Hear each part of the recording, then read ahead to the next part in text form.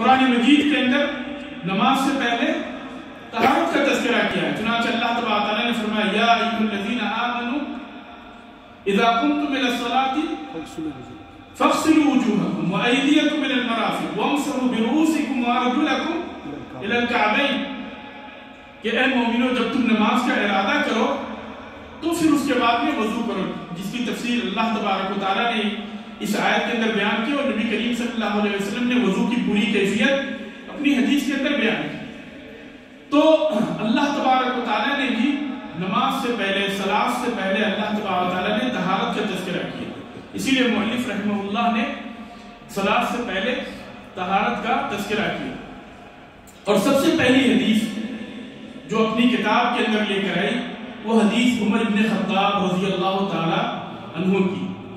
عمر بن الخطاب رضی اللہ عنہ قال سمعت رسول اللہ صلی اللہ علیہ وسلم يقول انما الاعمال بالنیات وفي رواية بالنية وانما لكل امرئ ما نوى فمن كانت هجرته الى الله ورسوله فهجرته الى الله ورسوله ومن كانت هجرته الى دنيا يصيبها او امرأة ينكحها فہجرته الى ما هاجر الیہ. عمر بن خطاب رضی اللہ تعالیٰ عنہ کہتے ہیں کہ میں نے نبی کریم صلی اللہ علیہ وسلم کو یہ کہتے ہوئے سنا انما الاعمال بالنیات کہ عمل کا دار و مدار، عمل کی صحت کا دار و مدار نیتوں کے اوپر ہے یا نیت کے اوپر ہے. وَإِنَّمَا لِكُلِّ امْرِئٍ مَّا نَوَىٰ اور ہر انسان کو وہی چیز حاصل ہوتی ہے جس کی وہ نیت کرتا ہے.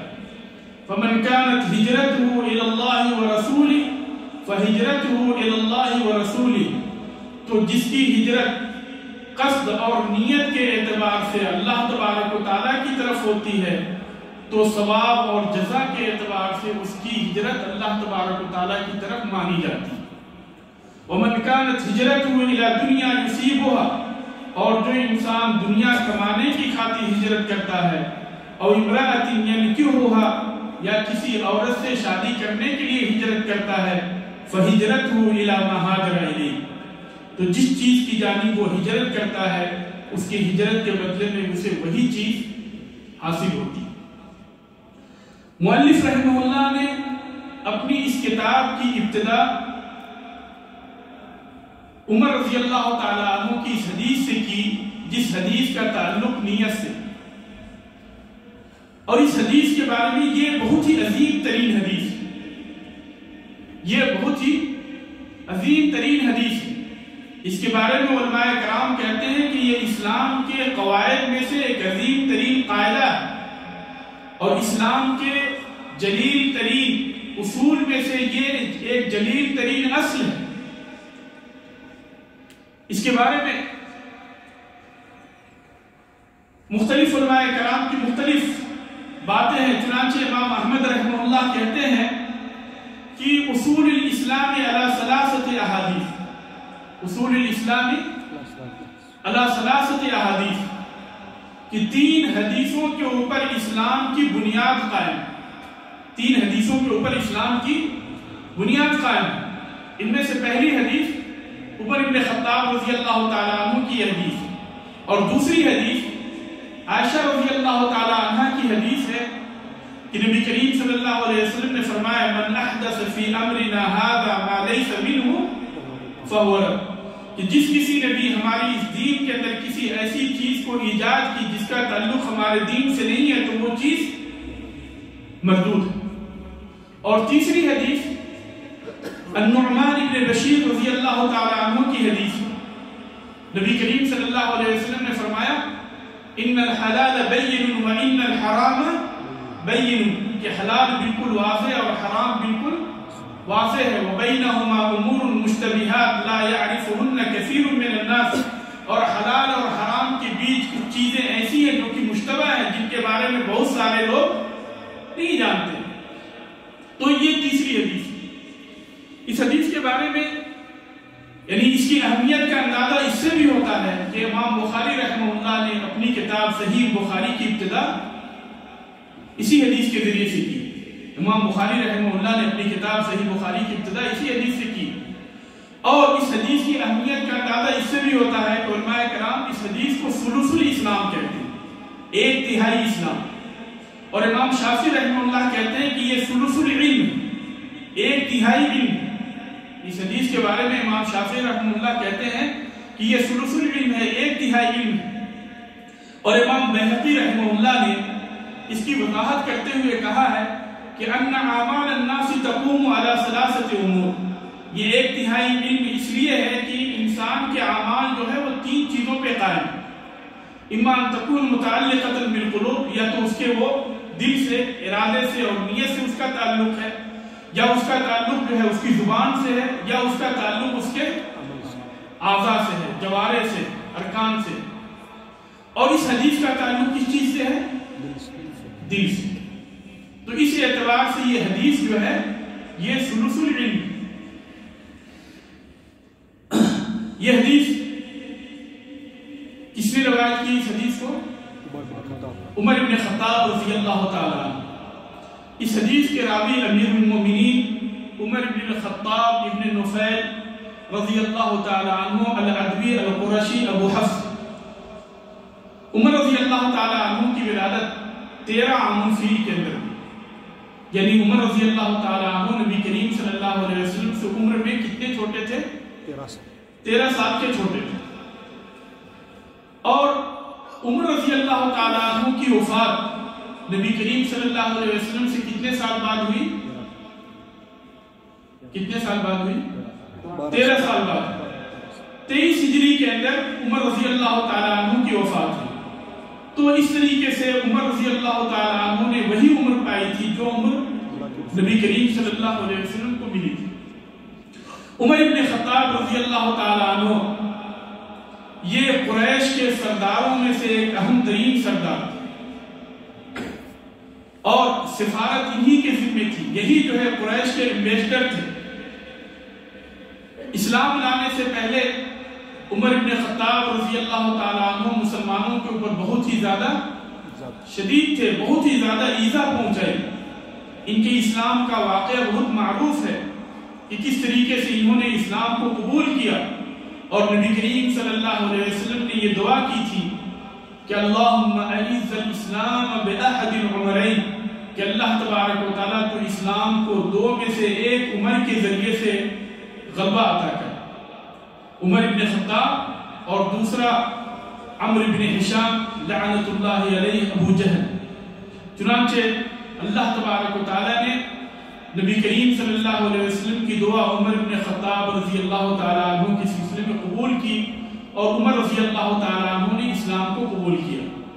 چنانچہ جب عمر رضی اللہ تعالیٰ عنہ اسلام قبول کیے تو وہاں سے اسلام اور مسلمان غالب ہونے لگے، اور وہیں سے کعبے کے اندر کھلم کھلا صحابہ کرام نبی کریم صلی اللہ علیہ وسلم صحابہ کرام کے ساتھ نماز پڑھنا شروع کی۔ عمر رضی اللہ تعالی عنہ کے بارے میں عبداللہ ابن مسعود رضی اللہ تعالی عنہ کہتے ہیں کہ رحم اللہ عمر بن الخطاب، کہ اللہ تبارک و تعالی عمر بن خطاب کے اوپر رحم فرمائے۔ لقد کان اسلامہ نصرا، یعنی ان کا اسلام لانا یہ بھی جیت تھی، وہجرتہ فتح، اور ان کی ہجرت بھی فتح تھی، وخلافتہ رحمتا بالمسلمین، اور ان کی خلافت جو ہے یہ مسلمانوں کے لیے رحمت تھی۔ اور نبی کریم صلی اللہ علیہ وسلم کی پیشن گوئی تھی کہ جب تک عمر رضی اللہ تعالیٰ عنہ زندہ رہیں گے اس وقت تک اسلام کے اندر فتنہ عام نہیں ہوگا، لیکن عمر رضی اللہ تعالیٰ عنہ کی وفات کے بعد ہی اسلام کے اندر فتنے کی ابتدا ہو گئی۔ چنانچہ سب سے بڑا فتنہ جو ہوا وہ عثمان رضی اللہ تعالیٰ عنہ کی شہادت تھی۔ عثمان رضی اللہ تعالیٰ عنہ کو شہید کیا گیا، پھر علی رضی اللہ تعالیٰ عنہ کو شہید کیا گیا، پھر حسن رضی اللہ تعالیٰ عنہ کو شہید کیا گیا، پھر حسین رضی اللہ تعالیٰ عنہ کو شہید کیا گیا، اور ان سارے لوگوں کو شہید کرنے والے وہی لوگ تھے جنہوں نے عثمان رضی اللہ تعالیٰ عنہ کو شہید کیا تھا، جو کوفہ اور بصرہ سے آئے تھے اور آ کر مصر سے آئے تھے اور آ کر ان کو شہید کیا تھا، اور انہی لوگوں نے آل بیت کی باقی لوگوں کو بھی شہید کیا، لعنت اللہ علیہم اجمعین۔ تو عمر رضی اللہ تعالیٰ عنہ یہ ان صحابہ کرام میں سے ہیں جن کے لیے نبی کریم صلی اللہ علیہ وسلم نے جنت کی بشارت دی.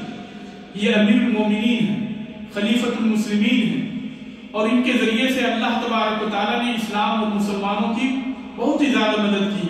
چنانچہ ان کے زمانے میں اسلام روئے زمین کے اوپر پھیلتا چلا گیا، اور جب ابو بکر رضی اللہ تعالیٰ عنہ وفات پائے تو ابو بکر رضی اللہ تعالیٰ عنہ نے عمر رضی اللہ تعالیٰ عنہ کے لیے وصیت کی کہ ان کو خلیفہ بنایا جائے.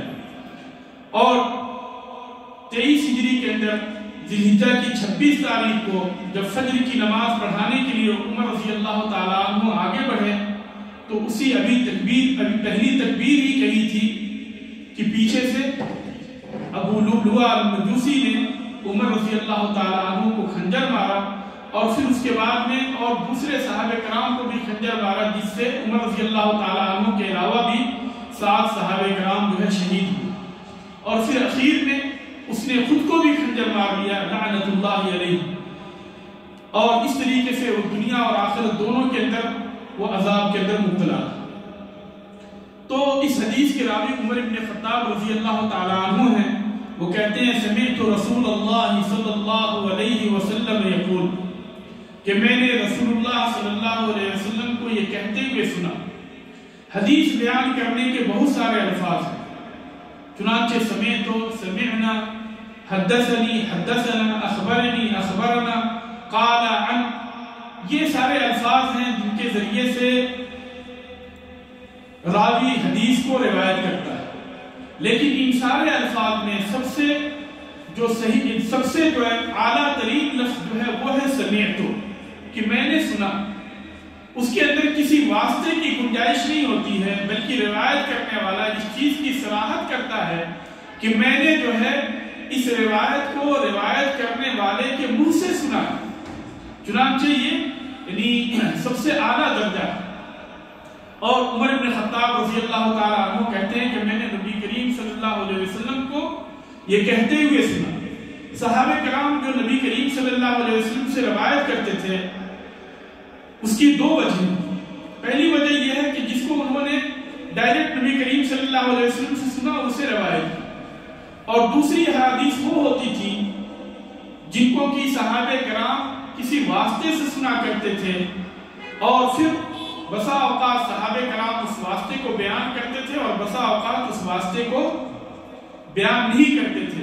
لیکن واسطے کو بیان نہ کرنا، صحابہ کرام کے لیے واسطے کو بیان نہ کرنا کوئی ضرر والی چیز نہیں، نقصان دہ چیز نہیں ہے. یعنی اس کی وجہ سے وہ حدیث ضعیف نہیں مانی جائے گی. کیوں؟ اس لیے کہ سارے کے سارے صحابہ کرام عدول ہیں، عادل ہیں. اس حدیث کے اندر عمر رضی اللہ تعالیٰ عنہ نے صراحت کی ہے کہ میں نے اسے نبی کریم صلی اللہ علیہ وسلم سے سنا. اور بعض الفاظ کے اندر اضافہ ہے وَهُوَ عَلَى الْمِنْبَرِ. کہاں پہ سنا؟ جب وہ نبی کریم صلی اللہ علیہ وسلم منبر پہ تھے. یا تو نبی کریم صلی اللہ علیہ وسلم خطبہ دے رہے تھے، یا نبی کریم صلی اللہ علیہ وسلم وعظ فرما رہے تھے. نبی کریم صلی اللہ علیہ وسلم نے آخری زمانے میں اپنے لیے منبر کو بنوایا تھا. انصار کی ایک خاتون کو نبی کریم صلی اللہ علیہ وسلم نے کہا کہ انظری غلامک نجار، کہ تمہارے پاس تمہارا جو غلام ہے نجار، اس کو یعنی اس چیز کا حکم دو کہ وہ میرے لیے ایک منبر بنائے. چنانچہ نبی کریم صلی اللہ علیہ وسلم کے لیے انہوں نے ایک منبر بنایا جن کے 3 درج تھے، 3 سیڑھیاں تھیں. اور یہی منبر جو ہے عثمان رضی اللہ تعالیٰ عنہ کے زمانے تک باقی رہا. پھر حسب ضرورت انہوں نے مزید 3 سیڑھیوں کا اضافہ کیا، اور 654 ہجری تک یہی منبر مسجد نبوی کے اندر باقی رہی. یہاں تک کہ جب مسجد نبوی کے اندر آگ لگی تو اسی کے ساتھ ساتھ یہ منبر بھی جل گیا.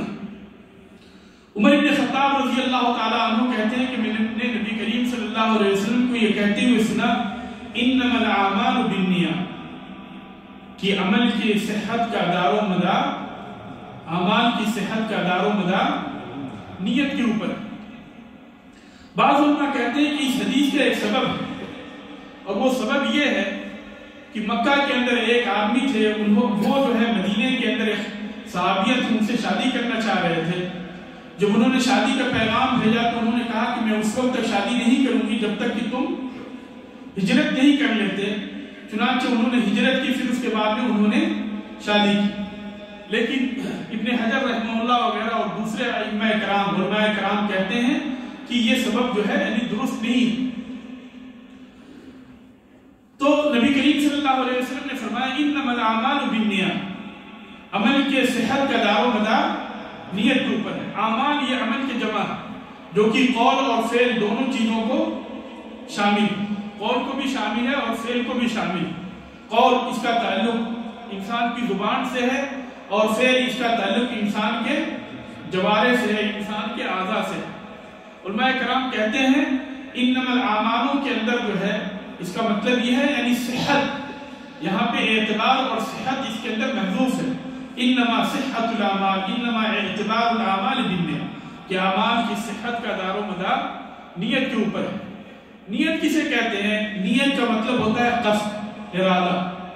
قصد اور ارادے کو نیت کہتے ہیں، اور شریعت کے اندر نیت کہتے ہیں قصد التقرب للہ سبحانہ وتعالی بفعل الطاعۃ، کہ اطاعت و فرمانبرداری کے ذریعے سے، نیکی کے ذریعے سے اللہ تبارک و تعالیٰ کی قربت کا قصد کرنا، نیکی کے کام کے ذریعے سے اللہ تبارک و تعالیٰ کی قربت کا قصد کرنا، یہ کیا ہے؟ نیت۔ اور ہم یہ کہہ سکتے ہیں کہ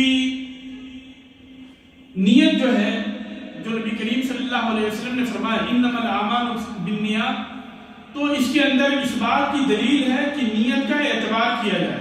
نیت جو ہے یہ معتبر ہے، اور شریعت کے اندر اس کی دو قسمیں ہیں۔ پہلی قسم جو ہے جسے کہ اخلاص کہتے ہیں، پہلی قسم ہے جسے کہ اخلاص کہتے ہیں، کہ بندہ جو ہے اپنی عبادت کے اندر مخلص ہو، بندہ جو ہے اپنی عبادت کے اندر مخلص ہو۔ اور دوسری قسم ہے جس کے ذریعے سے عبادت کے اندر تمیز کی جاتی ہے، کہ اس نیت کے ذریعے سے آپ یہ تمیز کرتے ہیں کہ آپ کی عبادت فرض ہے یا نفل ہے۔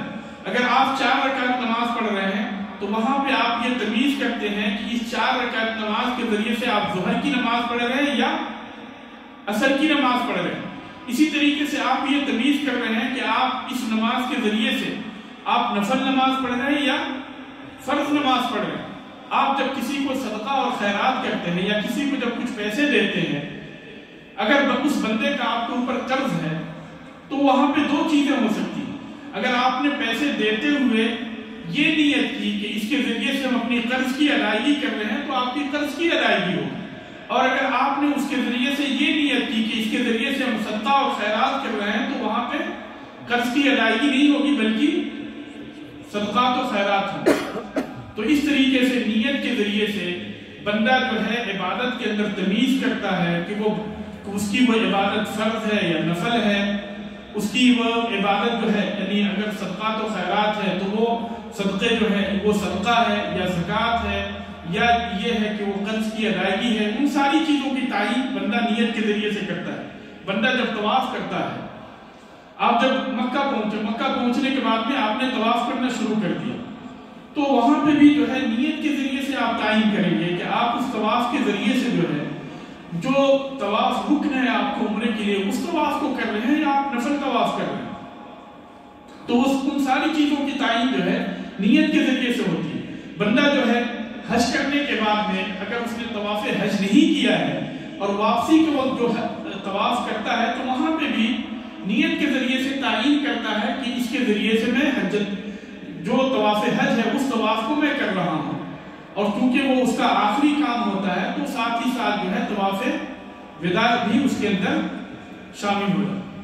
تو اس طریقے سے جو ہے نیت کے ذریعے سے بندہ جو ہے اپنے عمل کو اللہ تبارک و تعالیٰ کے لیے خالص کرتا ہے، اور اسی طریقے سے بندہ جو ہے اپنی عبادت کے درمیان تمیز بھی کرتا ہے۔ اسی طریقے سے بندہ نیت کے ذریعے سے یہ بھی تمیز کرتا ہے کہ میں جو کام کر رہا ہوں وہ عادتاً کر رہا ہوں یا عبادتاً کر رہا ہوں، کہ ہمارا یہ کام جو ہے یہ بطور عادت ہے یا بطور عبادت ہے۔ اس کی مثال میں دیتا ہوں جس کے ذریعے سے یعنی اس کی وضاحت ہو جائے گی۔ ہم میں سے ہر کوئی اپنے بال بچوں کے اوپر خرچ کرتا ہے، کون نہیں خرچ کرتا؟ خرچ کرتا ہے یا نہیں کرتا؟ ہر کوئی خرچ کرتا ہے۔ لیکن کیا ہر کسی کو اس کے بدلے میں اللہ تعالیٰ اجر و ثواب عطا کرتا ہے؟ آپ بھی خرچ کرتے ہیں، میں بھی خرچ کرتا ہوں، سارے کے سارے لوگ خرچ کرتے ہیں، لیکن کیا سارے کے سارے لوگ اجر و ثواب کے مستحق ہوتے؟ نہیں ہوتے۔ کیوں نہیں ہوتے؟ اس لیے کہ انہوں نے نیت نہیں کی، انہوں نے نیت نہیں کی۔ اگر بندہ جو ہے اپنے بال بچوں کے اوپر خرچ کرتے ہوئے تقرب الہی، اللہ تبارک تعالیٰ کی قربت کی نیت کرتا ہے کہ میں اس کے ذریعے سے اللہ تبارک تعالیٰ کی قربت حاصل کر رہا ہوں، اللہ تبارک تعالیٰ نے میرے اوپر جو فریضہ عائد کیا اس فریضے کی میں ادائیگی کر رہا ہوں، تو اللہ تبارک تعالیٰ اس کے ذریعے سے اسے اجر و ثواب عطا کرتا ہے۔ یہاں تک کہ بندہ اپنی خواہش پوری کرتا ہے اپنی بیوی سے، اس پہ بھی اللہ تبارک و تعالیٰ اسے اجر و ثواب عطا کرتا ہے۔ جب اس کی نیت جو ہے پاک دامنی کی، حقوق کی ادائیگی کی نیت ہو، تو اللہ تبارک و تعالیٰ اس کے ذریعے سے بھی اسے اجر و ثواب عطا کرتا ہے۔ نبی کریم صلی اللہ علیہ وسلم نے فرمایا ان فی بضع احدکم صدقہ، کہ تم لوگ اپنی بیوی سے جو ملتے ہو اس کے اندر بھی صدقہ ہے۔ نبی کریم صلی اللہ علیہ وسلم نے جب اس کا تذکرہ کیا، یعنی یہ بندہ جو ہے اپنی بیوی سے خواہش پوری کرتا ہے تو اس کے اوپر بھی اللہ تبارک تعالیٰ اسے اجر عطا کرتا ہے، تو صحابہ کرام کو تعجب ہوا اور انہوں نے کہا کہ یا رسول اللہ ایاتی احدنا شہوته ویکون له فیہ اجر، ایاتی احدنا شہوته ویکون له فیہ اجر، کہ اللہ کے رسول ہم میں سے ایک آدمی اپنی خواہش کو پوری کرتا اور اس پر بھی اسے اجر دیا جاتا؟ تو نبی کریم صلی اللہ علیہ وسلم نے فرمایا کہ ارائیتہ لو وضعها فی حرام مکان علیہ رزق، کہ تمہارا کیا خیال ہے کہ اگر وہ حرام طریقے سے اپنی اس خواہش کو پوری کرتا تو کیا اسے گناہ نہیں ملتا؟ تو صحابہ کرام نے کہا کہ بلا، کیوں نہیں اللہ کے رسول؟ تو نبی کریم صلی اللہ علیہ وسلم نے فرمایا کہ اسی طریقے سے جب بندہ جو ہے حلال طریقے سے اپنی خواہش پوری کرتا ہے تو اللہ تبارک تعالیٰ اسے اس کے اوپر اجر و ثواب عطا کرتا ہے۔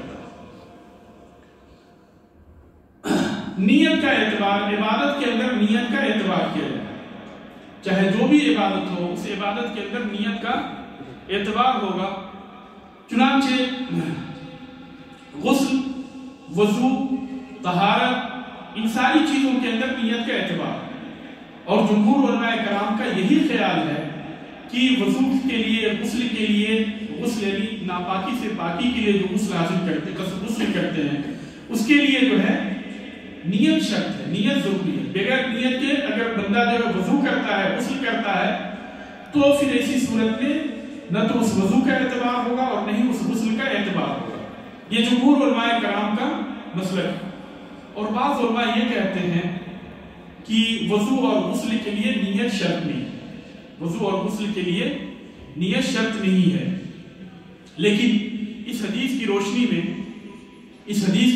میں کہ نبی کریم صلی اللہ علیہ وسلم نے فرمایا انما الاعمال بالنیات، کہ اعمال کے صحت کا دار و مدار نیت پہ ہے، یہ بات واضح ہوتی ہے کہ نیت جو ہے ہر عبادت کے لیے، چاہے وہ چھوٹی عبادت ہو یا بڑی عبادت ہو، ہر طرح کی عبادت کے لیے نیت شرط ہے۔